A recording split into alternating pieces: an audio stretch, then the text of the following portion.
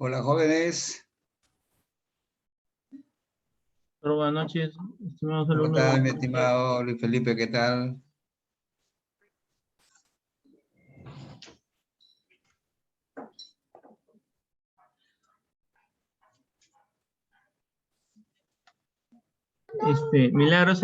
Milagros, buenas noches. Buenas noches, doctor. Estás como hospedadora, ¿ya? Doctor Marcelo, lo dejo, me da un permisito, estoy por acá. Muy bien, ya.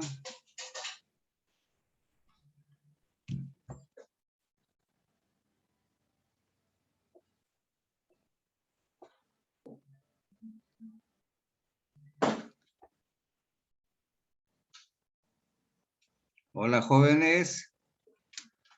Buenas noches, doctor. ¿Qué tal? ¿Cómo vamos? ¿Cómo vamos? ¿Todo bien? ¿Todo bien? ¿Listos ya? A ver. ¿Cuál es el grupo o subgrupo que va a exponer? El 22, grupo 1, doctor, un momento, por favor. Ya.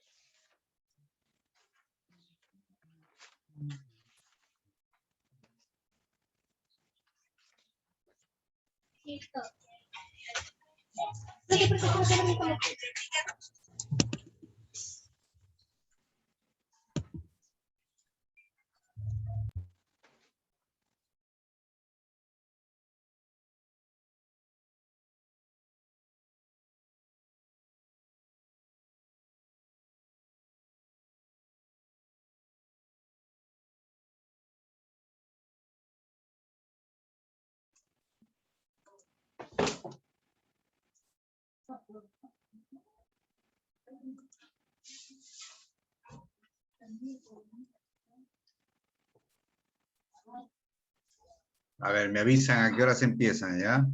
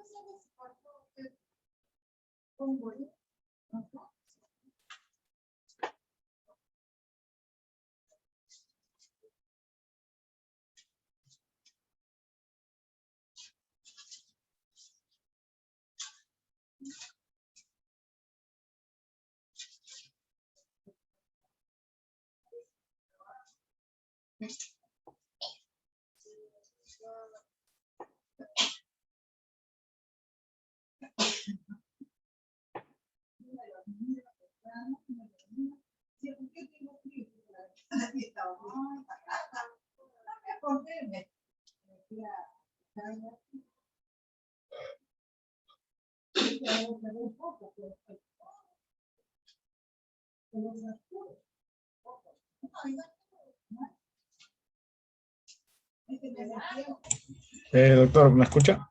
Sí, claro, te escucho claro. Muy bien. Dime, ¿ya empiezan? Ya, sí. Permítanme hacer una pequeña introducción, ¿ya? Muy bien, jovencitos. El tema de hoy día es el seminario de cáncer de ovario, el seminario número 10. Y bien, debo señalar y enfatizar lo siguiente. Obviamente que esto, como todos los demás seminarios, es un ejercicio que nos permite hacer, digamos, un análisis ligero del aspecto clínico, ya que todavía no estamos en ese nivel, pero de todas maneras ya nos vamos metiendo al área de los procesos clínicos y al manejo de los medicamentos que en este caso se indican. El asunto es que, como ustedes han revisado, yo supongo que han encontrado que este es un tema, en verdad, respecto a estos fármacos, son complejos y son de uso especializado, de uso especializado.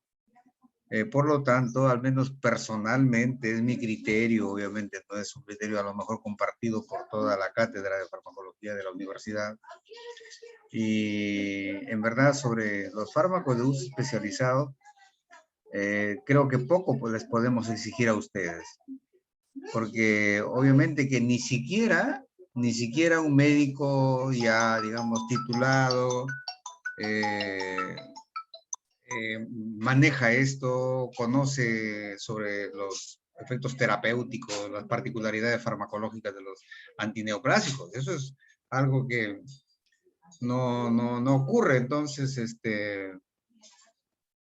repito, no es de mucha exigencia en verdad, al menos repito, al menos yo cuando tomo bajo responsabilidad esta temática, considero así, que no no debe hacerse mucha exigencia a que ustedes memoricen, se informen de una manera poco aplicativa, ya que ni siquiera, repito, cuando sean médicos van a salir a prescribir estos medicamentos, pues así que casi como si cabe el término, un desperdicio, en verdad, del esfuerzo mental.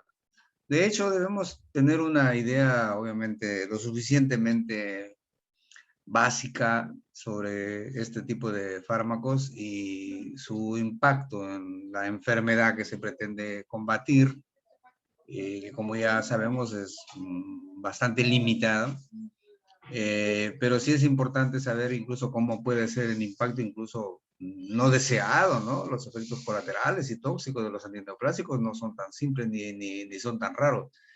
Eso es básicamente lo que quisiéramos que ustedes enfaticen, e incluso a veces algunas interacciones que hay, que es importante saberlas. Y en el caso clínico hay unos fármacos conexos, no solamente antineoplásicos, como verán en este caso, por ejemplo, se usan obviamente analgésicos. Entonces, eso sí ya más o menos debe ser parte de nuestro interés. Entonces, quiero hacer ese señalamiento para que se enrumbe así la exposición de ustedes. ¿Estamos de acuerdo? Así que, bien, pueden empezar, por favor. Bien, doctor. Saludos cordiales con todos los presentes y buenas noches. En esta ocasión vamos a abarcar el tema número 10, que tiene como título Cáncer de ovario a cargo del grupo S022-1. Siguiente. Bien, como una pequeña introducción, decimos que el cáncer de ovario es la causa más frecuente de muerte entre las neoplasias ginecológicas, debido a su desarrollo asintomático. ¿Qué pasó? ¿Escucha? Y ahora sí, se cortó. Perdón. Bien, vuelvo a repetir. El cáncer de ovario es la causa más frecuente de muerte entre las neoplasias ginecológicas y debido a su desarrollo asintomático, la enfermedad se diagnostica con frecuencia en estadios avanzados e incurables. Aunque los casos de cáncer de ovario generalmente responden bien a la quimioterapia de primera línea basada en compuestos de platino y taxanos, la mayoría de los pacientes desarrollan recurrencia y quimioresistencia. A pesar de muchos años de estudio, todavía faltan marcadores de diagnóstico fiables, así como otro método de diagnóstico que permitan una detención temprana y sean adecuados para el cribado. Así, los estudios actuales están orientados a la búsqueda de nuevos biomarcadores con potencial diagnóstico, pronóstico y predictivo, así como la búsqueda de nuevas dianas terapéuticas. El nuevo conocimiento sobre el origen de diferentes tipos histológicos de cáncer de ovario puede abrir nuevas vías en la investigación básica y los estudios clínicos. Bien. Los objetivos de aprendizaje planteados son, primero, conocer los diferentes grupos de fármacos antineoplásicos y sus mecanismos de acción. Segundo, identificar la farmacocinética y farmacodinamia del cisplatino y el paclitaxel. Y por último, identificar otros medicamentos de uso en el manejo de síntomas asociados al cáncer.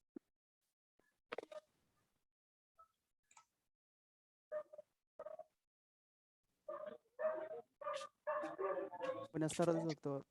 Buenas noches, doctor. ¿Me escucha?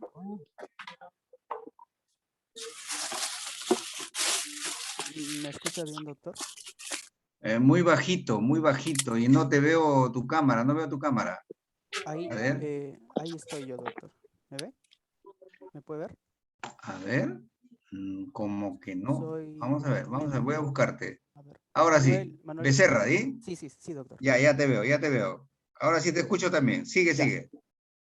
Bueno, ahora vamos a hablar acerca de los taxanos. Bueno, los taxanos van a ser un grupo de medicamentos que van a impedir el crecimiento celular al detener la mitosis, ¿no?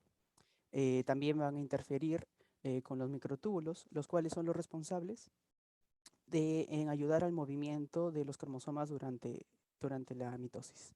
Se va a ayudar a tratar el cáncer, ya que van a ser neoplásicos. También va a ser conocido como un inhibidor mitótico y un tipo de antimicrotúbulo. Bueno, hemos dividido en 3 fármacos los principales. El primero, el paclitaxel, del cual daré un preámbulo y ya que se va a hablar mejor en una de las preguntas del cuestionario, el docetaxel y por último la el cabazitaxel. Bueno, comenzando con el paclitaxel. Tenemos de que va a ser un fármaco antimicrotúbulos que va a estimular el ensamblaje de los microtúbulos a partir de los dímeros de la tubulina.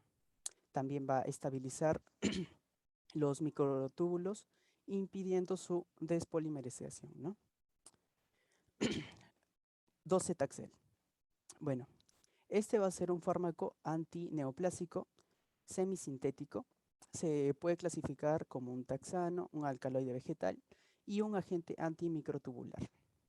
Va a ser parecido al paclitaxel en lo que se refiere a su estructura química y mecanismo de acción, ¿no? Va a ser efectivo solo en combinación con otros fármacos antineoplásicos. Esto hay que recordarlo y va a estar con lo que corresponde a su farmacocinética. Tenemos de que va a ser la administración por vía intravenosa. Su farmacocinética por lo general va a ser lineal. Su metabolismo va a ser en el hígado por parte del citocromo P450, más específico en el 3A4 y el 3A5, ¿no? Que son sus metabolitos. En la unión a sus proteínas plasmáticas va a ser al 94%. Por parte de su distribución va a ser por todos los tejidos, pero no va a cruzar la barrera hematoencefálica. La eliminación por heces va a ser en el 75% y por orina en el 6%. El mecanismo de acción. El mecanismo de acción de ese fármaco será estimular el ensamblaje de los microtúbulos y estabilizará su formación inhibiendo la despolimerización, ¿no? Bueno, tenemos también sus usos terapéuticos que se utiliza este fármaco para tratar el cáncer de pulmón no microcítico, el cáncer de mama, el cáncer avanzado de estómago y el cáncer de próstata metastásico, ¿no? Como efectos adversos de este fármaco, tenemos vómitos, náuseas, estreñimiento, en general trastornos gastrointestinales, ¿no? Cansancio extremo, la retención de líquidos y también puede provocar una anemia, ¿no? Algo importante recordar del docetaxel es de que ese fármaco va a generar los efectos adversos de acuerdo a la cantidad de dosis. En dosis más elevadas, los efectos van a ser mucho más graves, ¿no? Siguiente, por favor. Ahora vamos a hablar del cabazitaxel. Bueno, el cabazitaxel en general va a ser un fármaco al igual que el docetaxel, el antimicrotubular.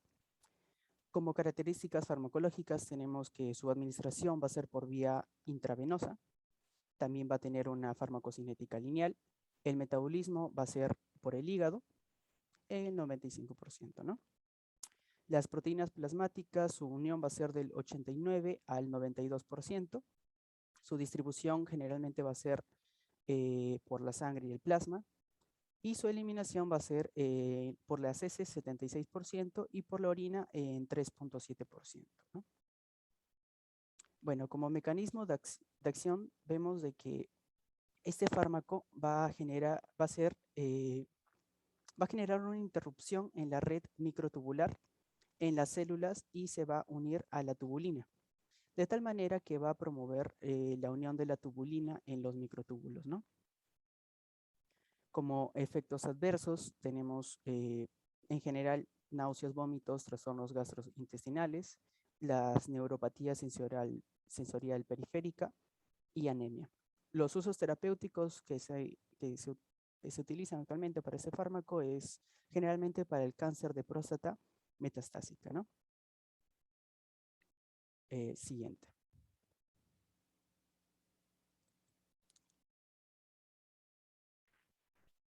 Ya, ahora vamos a pasar a los agentes alquilantes, en específico del grupo que son los derivados del platino. Actualmente existen 3 fármacos que son el cisplatino, el carboplatino y el oxaliplatino. Estos son fármacos que, en este caso, el cisplatino, que vamos a hablar brevemente ya que más adelante lo van a ampliar. Generalmente se estudió dado que se observó en él que se había ocasionado reducir la división y la proliferación de las microvellosidades de la célula Escherichia coli. Y de ahí, a partir de esto, se fueron sintetizando y obteniendo los siguientes. En este caso, cisplatino, es un fármaco que antitumoral, en el cual pues se centra en la gama de los tumores que son sólidos. En el caso de, ¿cuál es el mecanismo que este tipo de agentes suelen usar?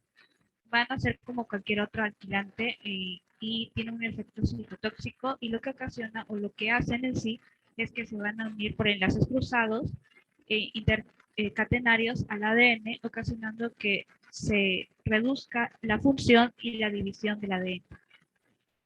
Y esto se logra dado que van a transportarse este fármaco por los canales o los transportadores de cobre. Una vez que ellos ingresan, se van a estos transportadores a degradar. En el caso del carboplatino, que es un fármaco de segunda generación y que generalmente es reemplazado por el cisplatino en aquellos pacientes que no toleran el primer fármaco. En este caso tienen una menos tóxica a nivel renal y digestiva, y se caracteriza porque tiene una vía intravenosa. Va a ser más fácil poder aplicarlo, administrarlo, y tiene un tipo de vida media de 2 horas. En las proteínas plasmáticas, según algunas bibliografías, es que el 24% de las dosis administradas se va a unir a proteínas y se va a distribuir de manera rápida a todos los tejidos, y la eliminación principalmente va a ser por la orina. Una vez que se ha administrado la dosis, a partir de 4 horas, el 60 o el 70% ya se habrá eliminado. ¿En qué usos terapéuticos se dan? Se dan en cáncer de pulmón, de células pequeñas y no pequeñas, en el cáncer de mama, en el de vejiga, el de cabeza y cuello, y el cáncer de mama. En los efectos adversos es que también pueden generar una hipersensibilidad leve, y como habíamos mencionado antes, pueden generar efectos citotóxicos a nivel renal y digestivo. Pueden ocasionar náuseas, vómitos, neuropatía periférica, toxicidad renal y disfunción hepática. Siguiente, por favor. Bien, ahora vamos con los oxaliplatinos. Este es un fármaco de tercera generación que generalmente se usa como un tratamiento de segunda línea. Entre las características farmacológicas es que también va a ser administrado por vía intravenosa, tiene un tiempo de vida más corto de 17 minutos, dado que se va a administrar o se va a absorber más rápido. Las proteínas plasmáticas es del 50%. Una vez que se ha administrado el 50% de estas proteínas, el 90% se va a unir a las albúminas. En biotransformación hablamos de monocloro, dicloro y se va a eliminar también por la orina. Suelen ser usados para los cáncer colorectal, el gastroesofágico y el de páncreas. Por otro lado, los efectos adversos es que puede generar náuseas, vómitos, resistencia de la linfofaringe, neuropatía sensorial periférica y diarrea. Por otro lado, un efecto negativo es que al verse administrado después de varios meses o años, puede haber generado o podría generar leucemia o fibrosis pulmonar. Siguiente.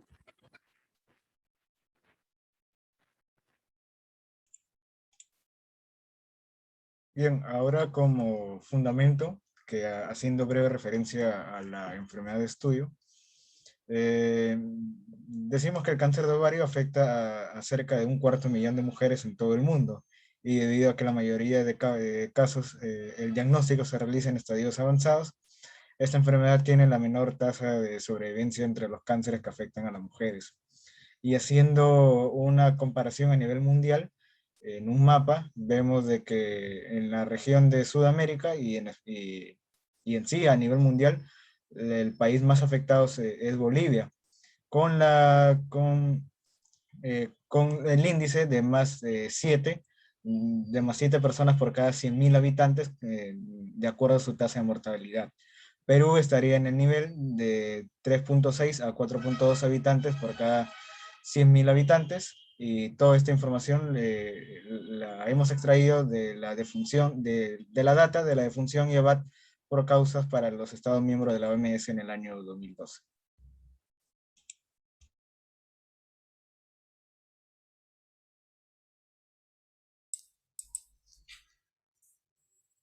Bien, a continuación haremos mención del caso clínico presentado.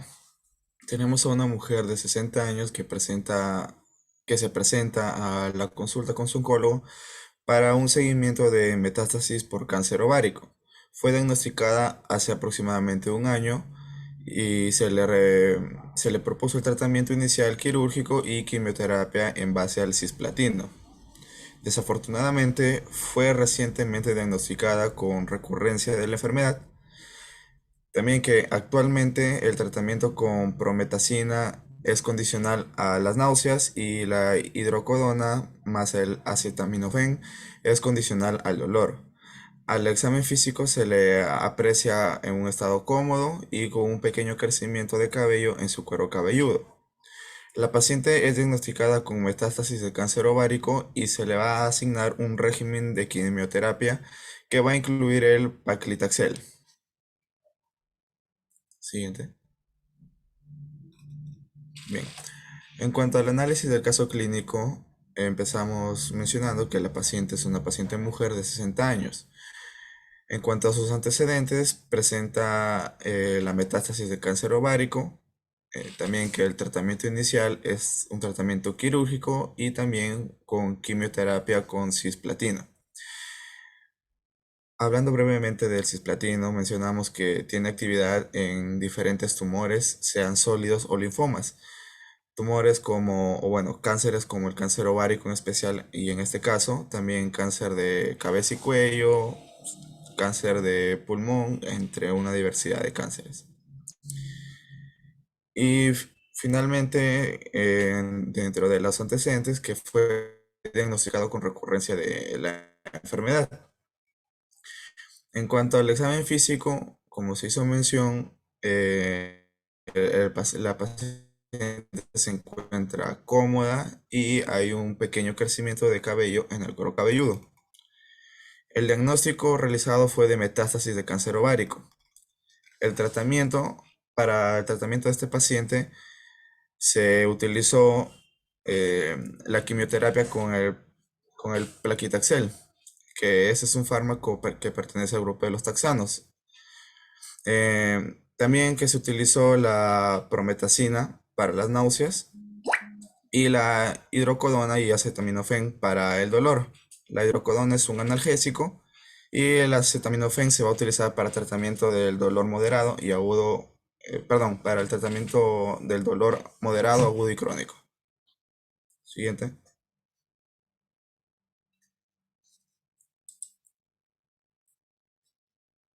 Eh, bien, ahora tenemos la pregunta número 1, donde nos dice cuál es la farmacocinética y la farmacodinamia de los fármacos alquilantes con platino, específicamente del cisplatino.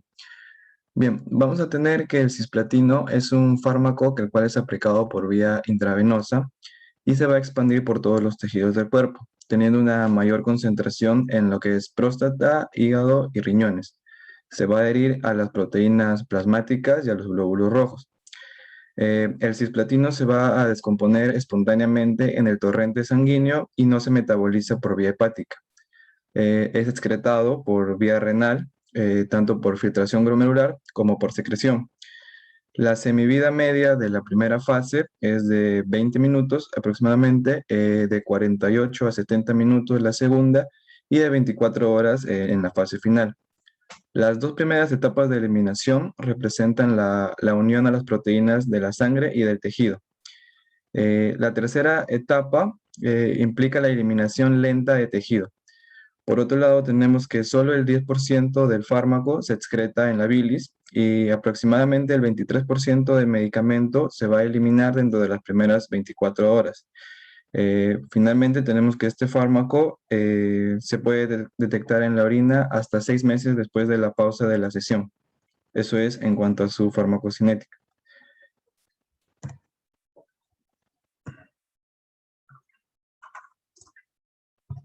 Ya, en su farmacodinámica. En su farmacocinética, no, perdón, farmacodinamia, están mal ahí los títulos. Tenemos que el cisplatino tiene propiedades bioquímicas similares a aquellas de los agentes alquilantes bifuncionales. Además, va a inhibir la síntesis de ADN produciendo enlaces cruzados en este mismo. Y por otro lado, que la síntesis de ARN y de proteínas también se inhibe en menor grado.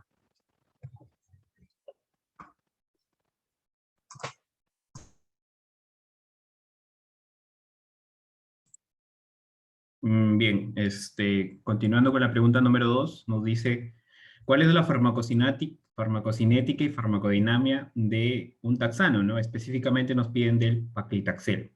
Tenemos a nuestra mano izquierda lo referente a la farmacocinética, y en ello vamos a señalar que, como se administra por vía intravenosa, este medicamento se administra en forma de infusión, y esto va a depender si es que al paciente o a la paciente se le administra esta infusión en un tiempo de 3 horas o en un tiempo de 1 hora, y obviamente la dosis va a cambiar, ¿no? Por ejemplo, si se administra esta infusión en 3 horas, la dosis es de 135 a 175 miligramos por metro cuadrado de superficie corporal. Y en caso de administrarse esta infusión en 1 hora, la dosis normal es de 80 a 100 miligramos metro cuadrado de superficie corporal. El segundo punto nos refiere a que este fármaco es poco hidrosoluble. Por ende, se administra esta infusión en forma de solución, acompañado de una solución que contiene tanto etanol como aceite de ricino. En cuanto al medicamento, se va a fijar a proteínas en ese porcentaje que estamos señalando, y en cuanto al metabolismo, vamos a señalar que principalmente es un metabolismo hepático, un poco también influye lo que es el aclaramiento biliar, y aquí estamos señalando las isoformas, que son la principal, la primera, y en poco que ayuda también al metabolismo en la segunda, ¿no?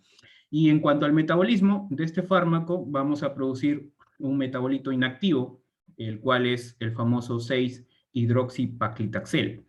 Y luego estamos resaltando en negrita que dependiendo de la isoforma a nivel hepático que se da, de este medicamento se va a producir, por ejemplo, si actúa la isoforma 12,8, se va a producir el metabolito inactivo, el 6-alfa-hidroxipaclitaxel. Y si actúa el segundo, se va a formar el metabolito inactivo 3-para-hidroxipaclitaxel. Y cuando estas isoformas actúan en conjunto, obviamente se va a formar el último, que viene a ser el 6-alfa-3-para-dihidroxipaclitaxel. En En cuanto a la semivida de este medicamento es de 10 a 14 horas y la eliminación es de 15 a 18 litros por hora por metro cuadrado de superficie corporal. Se excreta principalmente por las heces y también por la orina, ¿no? Y en cuanto a la farmacodinamia, como todo taxano, lo que hace es un agente antimicrotubular, ¿no? Y estamos señalando cómo actúa. Y bueno, resumiendo este cuadro, la idea es que al formar, al tener una alta afinidad con las unidades eh, tubulina beta 2 a nivel de los microtúbulos, este fármaco a la hora de ir y actuar a nivel del ciclo celular en una célula somática que se está replicando, obviamente va a inhibir la fase de la mitosis, y esto lo hace porque obviamente al ser antimicrotubular va a formar microtúbulos, pero estos microtúbulos van a ser anormales o aberrantes, lo cual va a generar una red microtubular anormal, ¿no? Y por ende la reorganización de los microtúbulos que se dan durante el ciclo celular van a ser inestables, ¿no? Y por ende el ciclo celular se va a detener justo en el periodo de mitosis. La siguiente diapositiva.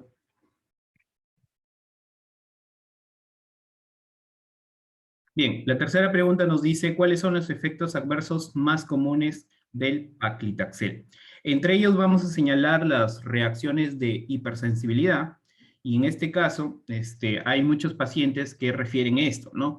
Y bueno, en algunos es leve, y en casos de ser graves, estas reacciones de hipersensibilidad se le debe administrar, obviamente, estos fármacos que vienen a ser la dexametasona, la difenhidramina y los antagonistas del receptor de histamina tipo H2, ya que básicamente las reacciones de hipersensibilidad van a estar mediados por histamina, ¿no? Y obviamente si se presenta este efecto adverso, se debe suprimir el paclitaxel. Otro efecto adverso también es la mielosupresión, y en esto nos estamos refiriendo a básicamente la disminución de los neutrófilos, es decir, una neutropenia, y esto va a depender tanto de la dosis como del tiempo de exposición del fármaco en este paciente, ¿no? Y normalmente hay estudios que dicen que una concentración plasmática de este fármaco que llegue a 50 a 100 nanomoles influye a nivel de la médula ósea a que se genere una inhibición de las células que se producen a nivel de la médula ósea y genere esta mielosupresión, ¿no? Y bueno, en caso de que estos pacientes presenten mielosupresión, o bueno, en la mayoría, lo ideal es que aquellos pacientes que se administren este fármaco es tener un perfil de los glóbulos blancos, ¿no? Para controlarlo, ya que si estos glóbulos blancos caen o bueno, los neutrófilos específicamente caen por debajo de 1500 neutrófilos por milímetro cúbico, obviamente se suprime también este fármaco, ¿no? Otro efecto adverso también es la neuropatía sensitiva, el cual es muy frecuente en los pacientes que ya presentan neuropatía diabética, o en caso de que también se administre junto con el cistaplino, ¿no? El cisplatino. Y en este caso hay estudios en el cual normalmente, como este fármaco se administra por infusión a nivel de vía intravenosa, normalmente cuando se administra en conjunto con el cisplatino, lo que genera es mayor neurotoxicidad, ¿no? Y esta neurotoxicidad se entiende por la neuropatía sensitiva. Y bueno, también el desarrollo de lo que es la neumonitis intersticial. Y esto es por el caso de que este fármaco no solo se utiliza para lo que es, en este caso clínico, que es cáncer del ovario, sino también se utiliza en el cáncer de mama o cáncer de pulmón, y aquí entra este punto, ¿no? Como se trata del cáncer de pulmón, al administrar este fármaco en combinación con la radioterapia, lo que va a generar este efecto adverso es la neumonitis intersticial. Y bueno, también hay casos asociados a bradicardia, como tanto taquicardia, que son asintomáticas, durante el periodo en el cual se le administra la infusión, pero pasado el tiempo, estos se resuelven de manera rápida, ¿no? Siguiente.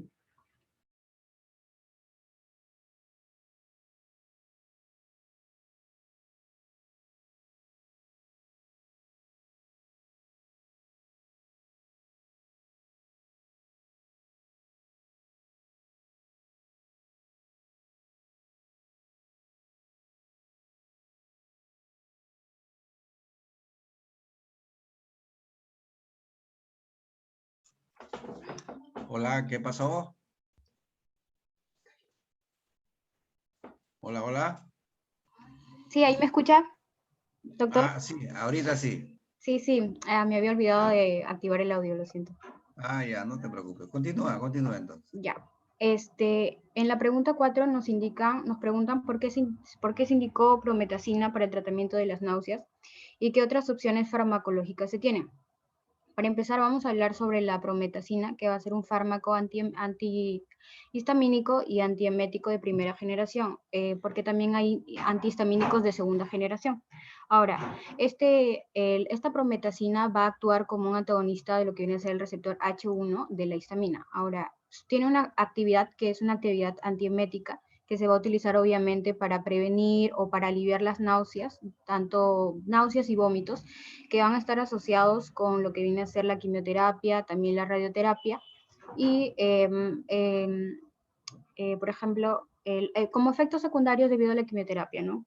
Ahora, la acción predominante de esta prometacina es el antagonismo de los receptores de H1, es decir, este fármaco, la prometacina, no va a impedir que la histamina se libere, sino que va a competir, por lo que viene a ser, va a competir con la histamina libre por unirse, ¿no? Para la unión de los receptores en los sitios, ¿no? De los receptores de H1.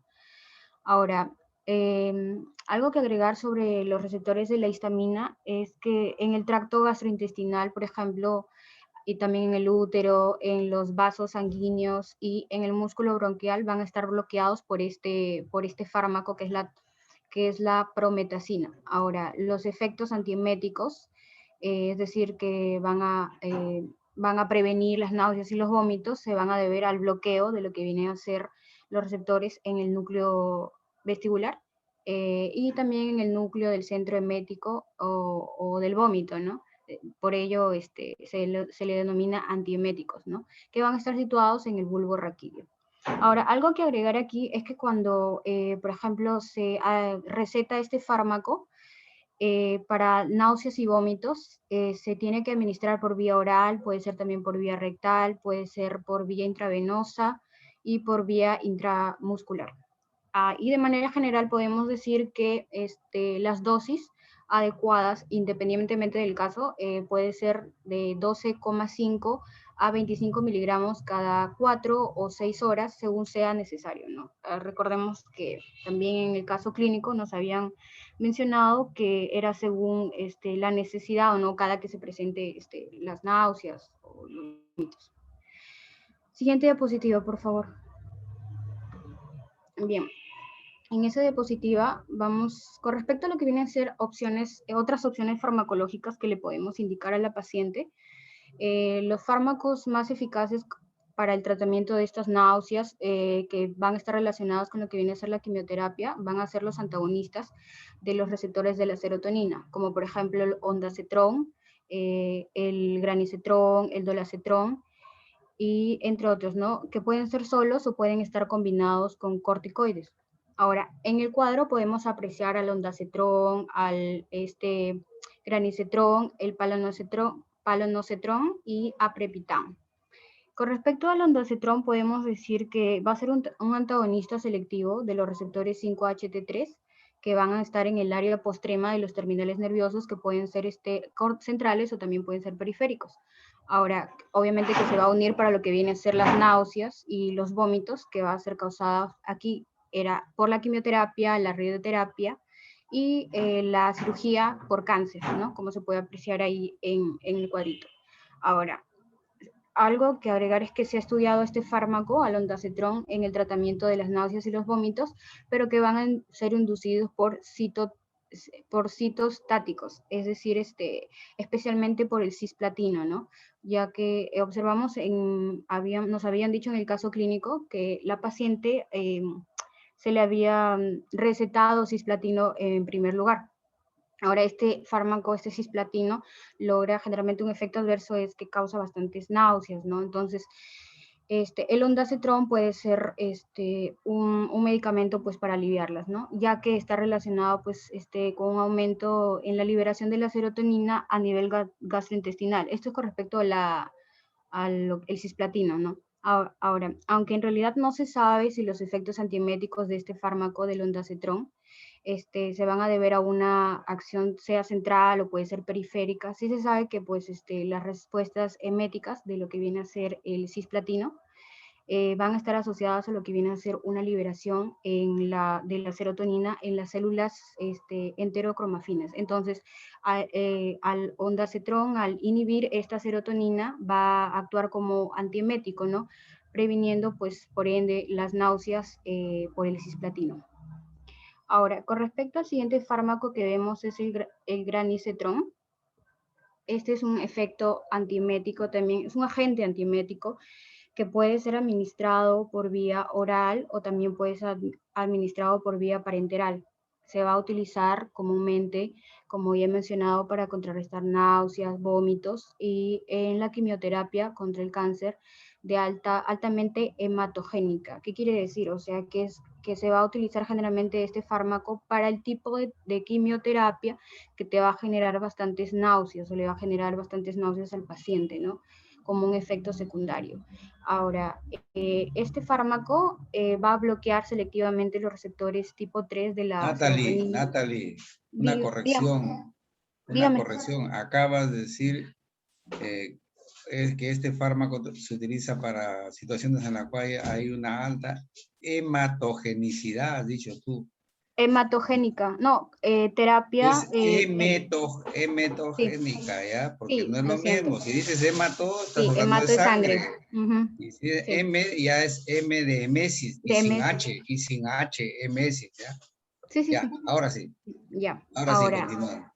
Con respecto al granisetron, que va a bloquear selectivamente los receptores tipo 3 de la serotonina, o sea, O5HT3, ¿no? Estos receptores se van a encontrar en lo que es la zona de la activación de los quimiorreceptores y centralmente se van a encontrar en la zona de activación de los quimiorreceptores y periféricamente también se van a encontrar, pero van a ser en los terminales nerviosos del nervio vago en los intestinos. Ahora, este fármaco tiene una alta afinidad por los receptores, como ya he mencionado, 5-HT3, pero su afinidad va a ser mucho mayor, es decir, su afinidad va a ser de 4.000 a 40.000 veces mayor por este receptor 5-H3 que para otros receptores de serotonina. Entonces, como tiene una alta afinidad por ese receptor, la émesis durante lo que viene a ser la quimioterapia parece estar asociada a lo que es la liberación de serotonina, ¿no? Por las células, como ya he mencionado, enterocromafinas en el intestino delgado. Entonces lo que pasa es que al bloquear estas terminaciones nerviosas en los intestinos, pues evidentemente va a impedir que las señales se envíen o lleguen a lo que viene a ser el sistema nervioso central, ¿no? Y así va a prevenir las náuseas o las va a aliviar. Ahora, con respecto a lo que viene a ser el palonocetrón, es un antagonista selectivo de los receptores serotonérgicos 5-HT3, igual, y que va a actuar idéntico al resto, ¿no? Va a ser un antiemético en pacientes que presentan, que necesitan de quimioterapia, ¿no? Y el último fármaco, pues, es el aprepitan, que va a ser un antagonista selectivo a diferencia de los otros, que va a tener una alta afinidad los receptores, pero esta vez de la sustancia P de la neurocinina o neuroquinina 1 humana. Y sus efectos se van a deber, sus efectos antieméticos obviamente se van a deber a que va a bloquear este receptor de la neurocinina 1. Y aparte que no solamente se van a utilizar para bloquear, para disminuir o aliviar los vómitos y las náuseas por la quimioterapia como efecto secundario, sino que también se puede utilizar para aliviar o prevenir en realidad las náuseas y los vómitos de los pacientes o en caso que estén relacionadas náuseas con posoperatorio, ¿no? Siguiente diapositiva, por favor. Ya, eso le corresponde a mi compañero. Gracias.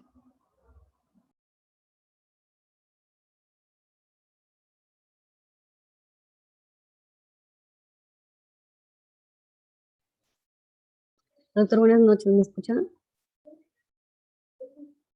Perdón. Sí, te escucho, está claro. Sigue nomás. Ya, bien. Pregunta número 5.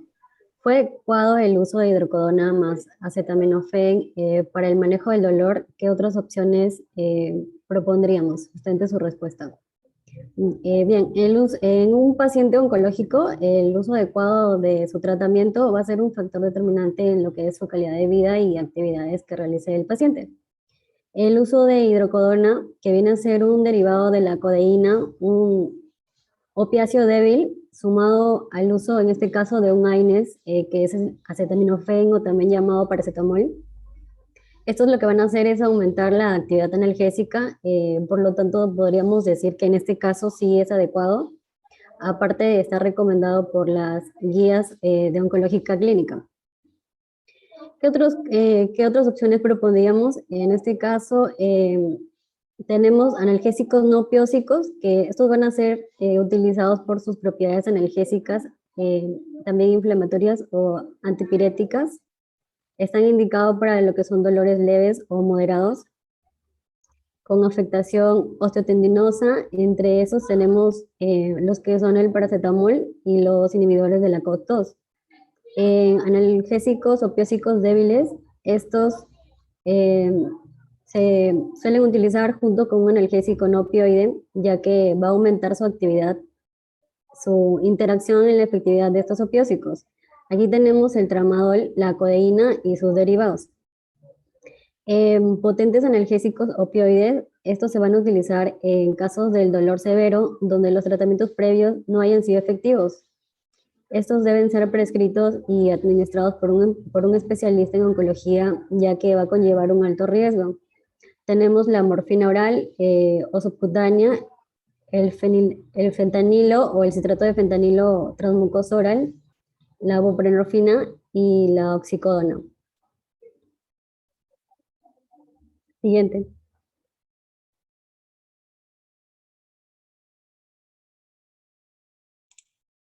Bien, finalmente para concluir con la sesión, dentro de la retroalimentación y las conclusiones, conocimos algunos de los grupos de fármacos antineoplásicos, poniendo mayor énfasis en los taxanos y fármacos alquilantes, actuando en el estímulo del ensamblaje de los microtúbulos y formando enlaces cruzados de ADN entre fibras y la unión a proteínas nucleares y citoplasmáticas respectivamente.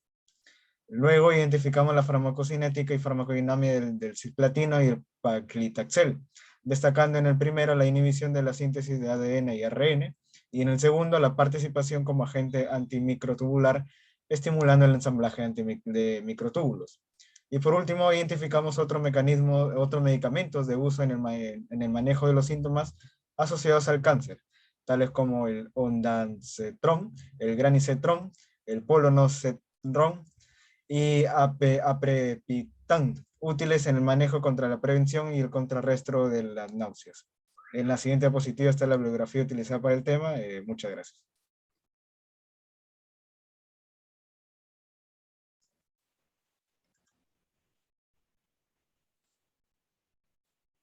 Muy bien, jovencitos. Muy bien, pues. Como dijimos al principio, este tema pues trata de un proceso obviamente muy serio, muy grave, que es el cáncer, ¿no? Y particularmente en este caso el cáncer de ovario.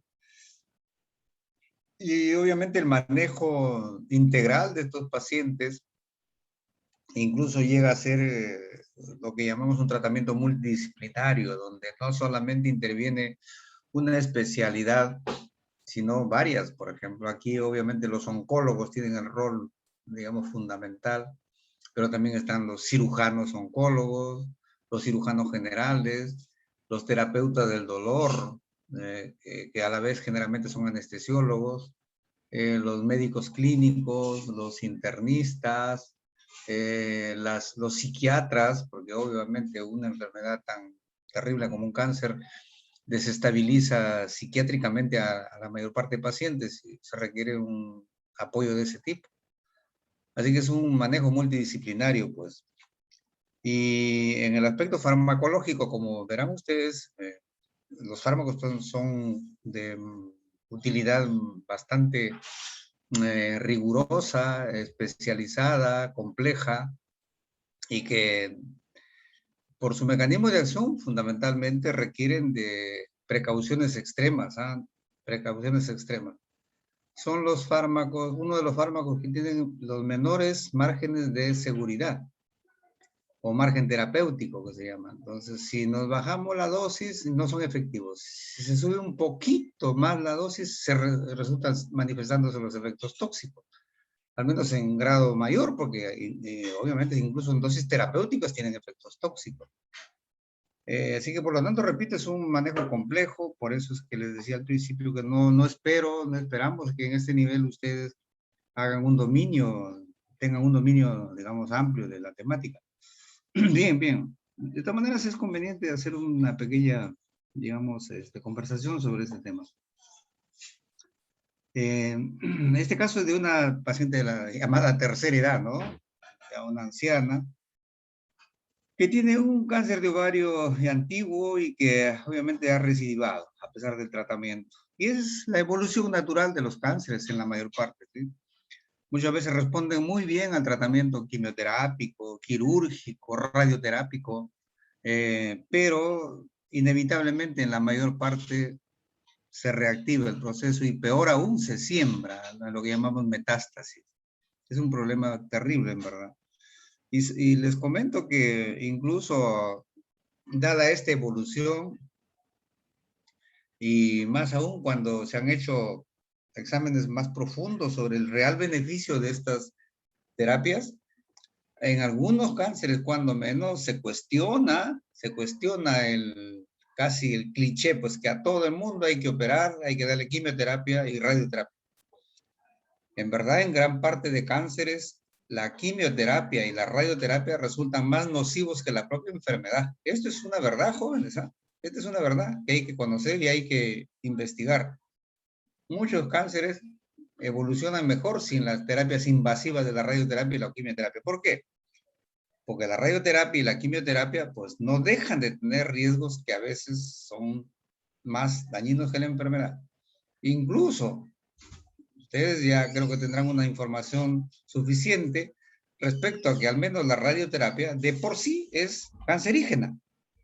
Miren, o sea, una terapia que trata de solucionar ciertos problemas cancerígenos, pero también a la vez conlleva el riesgo de producir cáncer. Y los quimioterápicos, en su mayor parte o todos, tienen un mecanismo de acción tan profundo a nivel celular que es difícil que solamente puedan afectar a las células cancerosas.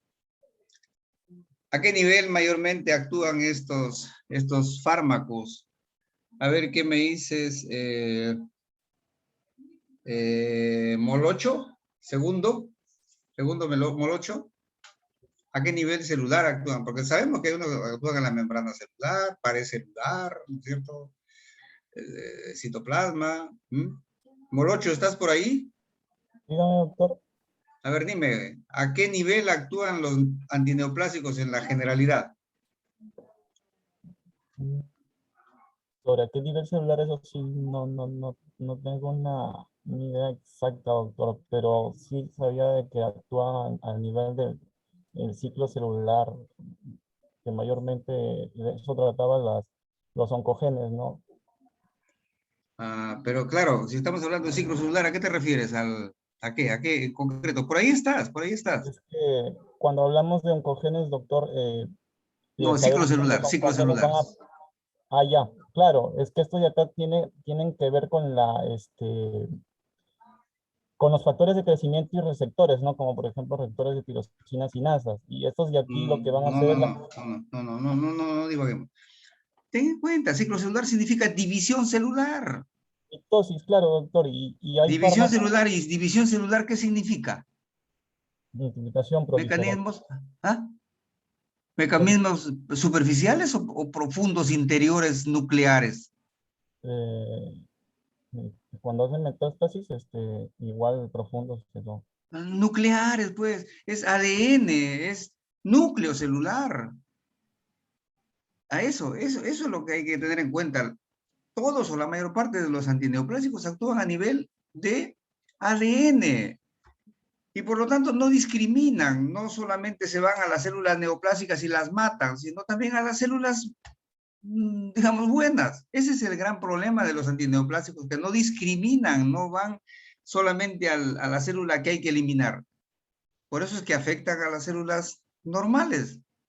Por eso que tienen tantos colaterales, tanta toxicidad. Ese es un punto muy, muy importante que deben saber ustedes, ¿sí? Actúan a nivel generalmente nuclear, a nivel de mecanismos intrínsecos de la división celular. Porque ustedes saben que un cáncer fundamentalmente es multiplicación excesiva de células. Es una explosión de la multiplicación celular.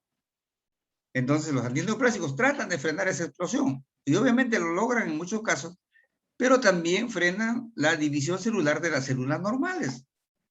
En este caso, por ejemplo, ¿qué me dices? A ver, Arboleda, Yasmín, Arboleda, contesten, por favor. Yasmín Arboleda, te pongo falta.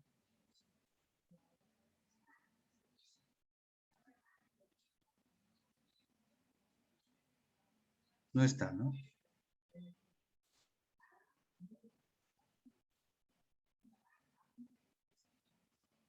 A ver, Martínez Serna, Alex. Presente, doctor. Hola, hola. La pregunta que he hecho. Perdón, atiéndeme la pregunta que voy a hacer. En esta pacientita, en su cuadro clínico, en lo que se ha descrito de esta paciente, ¿cuál es la evidencia de que el antineoplásico, los antineoplásicos que ha recibido, le han afectado las células normales? En el cuadro clínico se describe como una señal. ¿Qué dato del cuadro clínico nos indicaría que se ha afectado las células normales, no cancerígenas?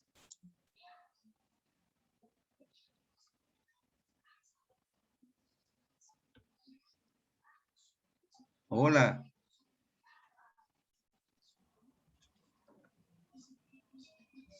Contesta, por favor. ¿Puedo participar? Espérate un ratito, por favor. Ya. Un ratito. No recuerdo, doctor. Ya. Ya, ¿qué dice tu compañera que ha querido participar? Natalia. En el caso clínico nos dicen que la paciente presenta un crecimiento pequeño de cuero cabelludo. ¿De cuero cabelludo? ¿Qué? O sea, el resto Perdón, de su cuero cabelludo no tiene. Un crecimiento de cabello, perdón.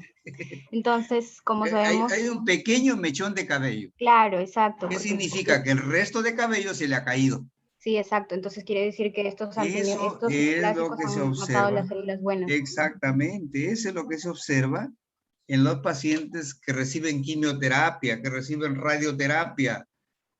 Afecta no solamente, repito, se afecta a las células cancerígenas, sino también las células normales. Y una de las células que más se afectan son aquellas que tienen que ver con el crecimiento del cabello. Por eso la mayor parte se le cae el pelo, pues, completamente. Bien, bien, bien. Ahora, a ver, quisiera, si alguien, voy a hacer una pregunta libre, si alguien ha leído, ojalá, alguna relación que habría entre el cáncer, particularmente de ovario, y hormonas anticonceptivas o hormonas en general. ¿Alguien ha leído algo?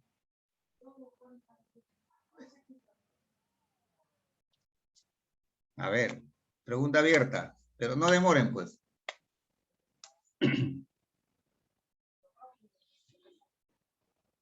Doctor, se dice que las mujeres que han usado anticonceptivos orales tienen un 30-50% riesgo menor de tener cáncer de ovario que las que nunca han usado.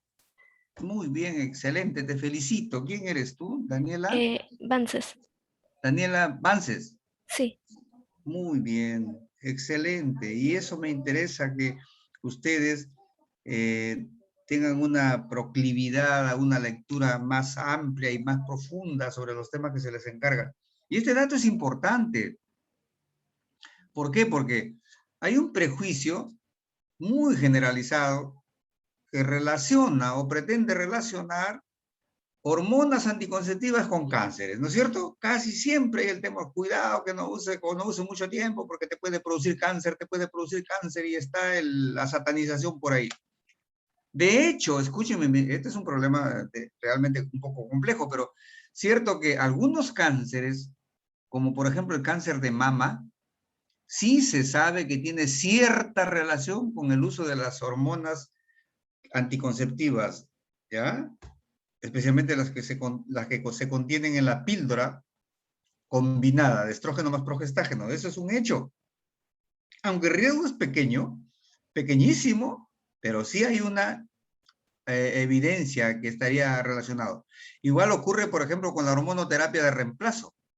La mujer climatérica, a la que se le da estrógenos fundamentalmente para, digamos, superar sus molestias, sus problemas que tiene en el climaterio, que es técnicamente el término, no hablemos de menopausia, es climaterio. Entonces sí se ha visto que hay un incremento ligero, pero sí es un incremento real del riesgo de cáncer de mama. Pero contrapuesto, hay un beneficio. Como dijo su compañera, en verdad, el riesgo de hacer cáncer de ovario y de útero en sí, no estoy hablando de cáncer de cuello uterino, sino el cáncer de ovario y de útero disminuye notablemente. Se sabe estadísticamente que, como dijo su compañera, hasta un 30% el riesgo disminuye de hacer cáncer de ovario y de útero. Incluso, miren, esa protección se mantiene hasta 10 años después de haber dejado de usar la píldora anticonceptiva. Ese es un beneficio que muy poco se comenta, muy poco se menciona, casi como que está escondido, pero es real.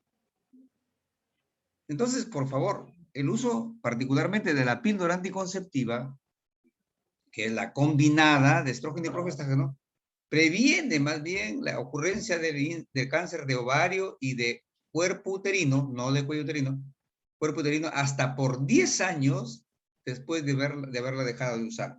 Ese dato me interesa que ustedes lo conserven. Bien. Ahora, me interesa otra cosa también, como ya ustedes estarán notando, que ustedes traten de evitar expresarse incorrectamente. Si eso es fundamental, ya les he dicho que buscamos mucho que tengan una expresión verbal lo más clara posible, lo más precisa y a la vez correcta. Entonces, quisiera que me comentes, a ver, Gabriela Verástegui.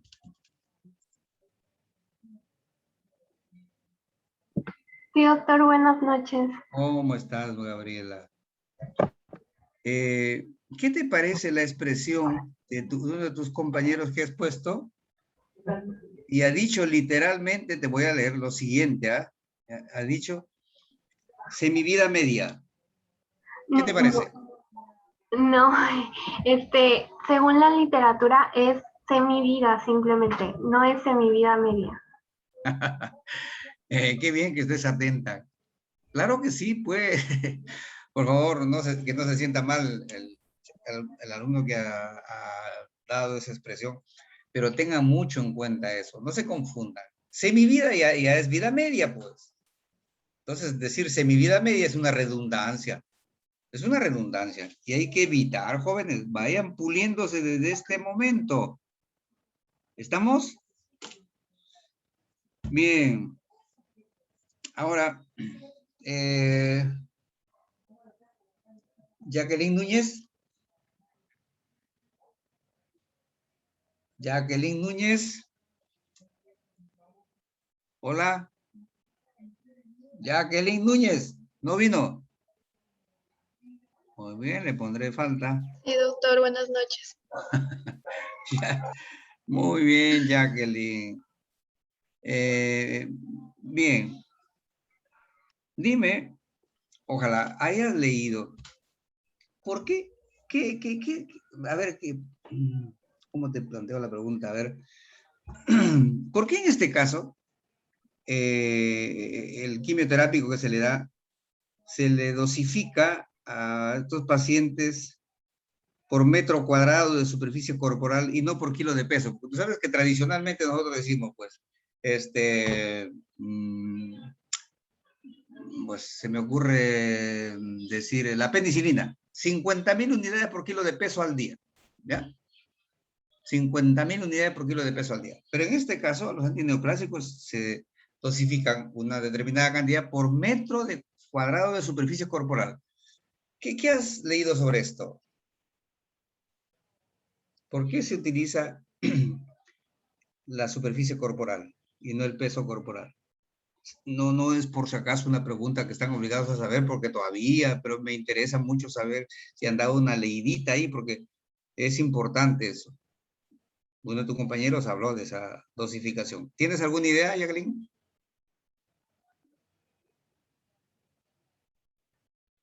No sabría decirle. Ya, ¿alguien que quiera dar una opinión? Sí, dime. Es cuando se requiere una dosificación muy exacta del fármaco o también de su toxicidad. Ya, ¿tú eres Rivera, Angie? Sí, doctor. Muy bien, excelente, francamente. Ustedes hoy día sí me están alegrando, ¿ah? Sí, pues, miren, en verdad, dosificar por superficie corporal, por metro cuadrado de superficie corporal, brinda una exactitud notable de la dosis apropiada para los pacientes. El dosificar por kilo de peso corporal no es tan preciso. Ya, por eso los medicamentos que tienen escaso margen de seguridad o que son potencialmente riesgosos, e incluso en niños pequeñitos para que no se les vaya a hacer daño con la farmacoterapia, se emplea la superficie corporal como referente. Es complejo, ¿ya? No se puede memorizar porque son datos muy complejos, se tiene que hacer en base a tablas. Eso es lo que dificulta, porque en verdad todos los fármacos deberíamos dosificarlo por metro de superficie corporal, pero se tiene que hacer una triangulación de edad, de peso, de otros elementos. Ahí hay unas tablas que se tienen que poner unas reglas y recién sale la dosis calculada. Pero esa es la razón, ¿ya? Y entonces, repito, en estos casos complejos de manejar, se utiliza ese referente. Muy bien, y ya casi para terminar, Luis Quesquén. ¿Quesquén? ¿Está? ¿Qué tal, doctor? Buenas noches. ¿Cómo estás? ¿Qué tal? Buenas noches. A ver. Quesquén, Luis. ¿Has oído hablar de la escalera analgésica de la OMS? Y te pregunto en este caso porque esta pacientita está recibiendo analgésicos.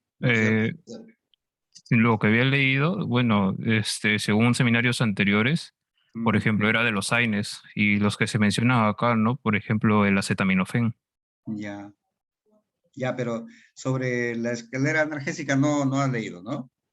No, Obviamente tampoco, repito, tampoco es una obligación, pero ¿alguien por ahí? ¿Alguien que haya leído sobre la escalera analgésica de la OMS?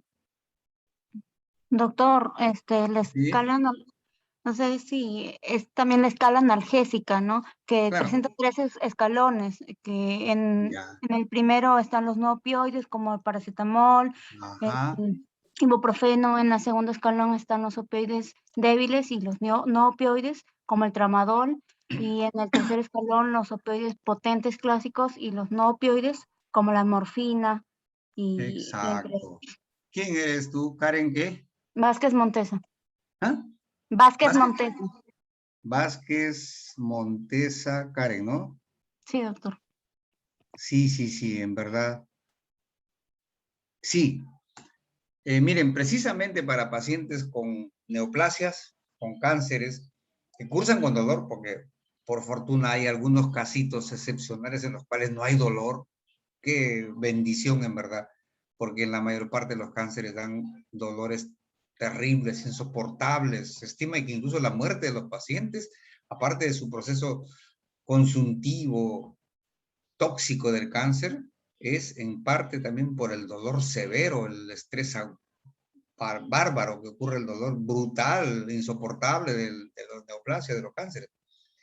Entonces, La Organización Mundial de la Salud, particularmente para estos casos de neoplasias, de cánceres malignos, propuso la escalera analgésica. ¿Qué significa eso? Que hay que ir por pasos, por escalones, ¿ya? No podemos y no debemos, en verdad, usar de frente los analgésicos potentes, porque hay un problema, jóvenes. Casi siempre los pacientes hacen tolerancia a los medicamentos. Y si usamos de frente un medicamento potente, se puede hacer tolerancia y lo perdemos. Ya no podemos usar ninguno porque ya no van a funcionar, pues. Entonces se empieza con los analgésicos de menor potencia, por ejemplo, como dijo su compañera, con AINES, por ejemplo, generalmente es el primer escalón, que puede ser útil en los primeros, digamos, tiempos del cáncer, que todavía el dolor no es tan severo, puede ceder con los AINES. Como esta maldita enfermedad sigue avanzando, se pasa a opioides de menor potencia, por ejemplo, tramadol, o codeína. Luego ya se sube más y más escaleras hasta llegar a los opioides potentes, ¿no es cierto? Incluso hasta terapias heroicas que hay, por ejemplo, inducirles estados anestésicos cuando el dolor es muy severo. Entonces, esa es la escalera analgésica. O sea, la propuesta es que vayamos usando gradualmente y vamos desechando a medida que va perdiendo eficacia y vamos subiendo cada vez a un escalón más. Porque además, estos analgésicos potentes tienen mayores efectos colaterales que los analgésicos, digamos, de actividad más leve, ¿sí? Entonces hay una buena lógica de usar los analgésicos de esta manera. Y se aprovecha incluso alguna particularidad como la que, para terminar, ocurre en este caso. Se administró hidrocodona y paracetamol. ¿Qué significa eso? ¿Alguien me puede decir? Hidrocodona y paracetamol. Hola, a ver, pregunta abierta. Doctor, ¿sí? creo que la hidrocodona fue para aliviar el dolor. Igualmente Claro, el paracetamol. Claro, los dos son para el dolor. Los dos son para el Profesor, dolor. ¿puedo participar? ¿Cómo no, Luis Alfredo? Bueno, según lo que yo había leído, es que la hidrocodona en sí tiene un efecto, por así decirlo, no tan potente. Y si se administra sola, necesita administrarse a grandes dosis. Y bueno, o sea, eso crearía efectos adversos, ¿no? Y es por eso que se administra combinado con un AINE. O sea, en este caso, paracetamol, ¿no? No es tanto así. Hay una particularidad de Creo que asociar... produce dependencia, doctor, la hidrocodona. También eso es bastante parcial. ¿Qué particularidad es esa en la cual podemos usar dos medicamentos y que va a lograrse un mayor beneficio por el uso combinado? ¿Cómo se llama esa particularidad? ¿Sinergia, doctor? Sinergia. Sinergismo de su potencial, algo así, doctor. Exactamente. Es digamos, un hallazgo que se encontró ya especialmente cuando se combinó el tramadol con el paracetamol, ¿ya? Y se encontró que si se usan ambos simultáneamente o combinados, en menores dosis incluso que las que se acostumbra a usar por separado, fíjense ustedes, mejora su efecto analgésico y disminuye sus colaterales. O sea, está todo lo que han dicho. Pero el detalle es que hay una sinergia. Ya se ha extendido esa sinergia, no parece tan justificadamente, ahora combinan todo, pues incluso ibuprofeno con tramadol, eso ya más bien es una extensión no tan justificada, pero la sinergia evidenciada científicamente fue el tramadol más el paracetamol. Si se usa tramadol, se usa generalmente 100 miligramos cada 6 horas o cada 8 horas. Y si se usa paracetamol, generalmente para un dolor severo es de 1 gramo 3 o 4 veces al día. Y si se usan ambos, miren, es suficiente 325 miligramos nomás de paracetamol y generalmente 25 o 50 miligramos de tramadol. Entonces se disminuyen las dosis individuales y se logra un mejor efecto analgésico y con menos toxicidad. El problema es que en el caso particular de tramadol más paracetamol, desafortunadamente hay un cierto índice de náusea y vómitos. ¿Ya? Bueno, pero esa es una sinergia que hay que reconocer. Muy bien, jovencitos. Entonces, creo que ya podemos dar por terminado el tema y nos vamos ya a despedir. ¿Estamos? Cuídense. Sí, doctor, muchas gracias. Buenas noches. Cuídense, cuídense mucho, por favor. Hasta luego.